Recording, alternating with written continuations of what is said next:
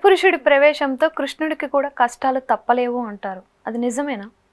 కలిపురుషుడి యొక్క ప్రభావంతో కృష్ణుడికి కష్టం తప్పటం కాదండి. కృష్ణుడు లేకపోయేసరికి కలియుగం ప్రారంభమైంది.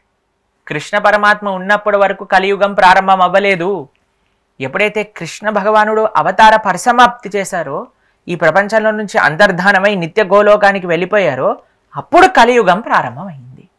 కాబట్టి కృష్ణ సూర్య సమా మాయాహోయ్ అంధకార్ జహ కృష్ణ తహయనాహి మాయేరాధికార్ అంటారు. కృష్ణుడు ఎక్కడుంటే కలి అక్కడ ఉండలేడు, కలి ఎక్కడ ఉన్నాడు అనుకోండి కృష్ణుడు అక్కడ ఉండలేడు. అందుకే మనము ఈ కలియుగంలో ఉంటున్నూ కూడా కృష్ణుని ఆశ్రయించామనుకోండి, కలియుగ ప్రభావం మన పైన ఉండదు. అందుకే కలో దోష నిదే రాజన్ అస్తి ఏకోన్మహాన్ గుణాన్ కీర్తనాతేవ కృష్ణస్య ముక్త సంగ పరం వ్రజేత్ అని చెప్పారు శాస్త్రములలో. శాస్త్రములలో చెప్పింది ఏంటి అంటే కలియుగం దోషాలకి నిధి. కానీ ఈ కలియుగం నుంచి కానీ మనం బయటపడాలి అని అనుకుంటే, మనం ఎప్పుడైతే భగవన్నామ సంకీర్తన చేస్తామో కలిపురుషుడు మన దరిదాపుల్లోకి కూడా రాడు. ఇది తత్వం అన్నమాట.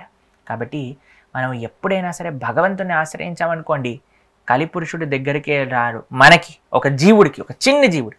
అలాంటిది భగవంతుడి పైన కలి ప్రభావం ఎలా ఉంటుందండి? ఎన్నటికీ ఉండదు కృష్ణుడి పైన కలి ప్రభావం.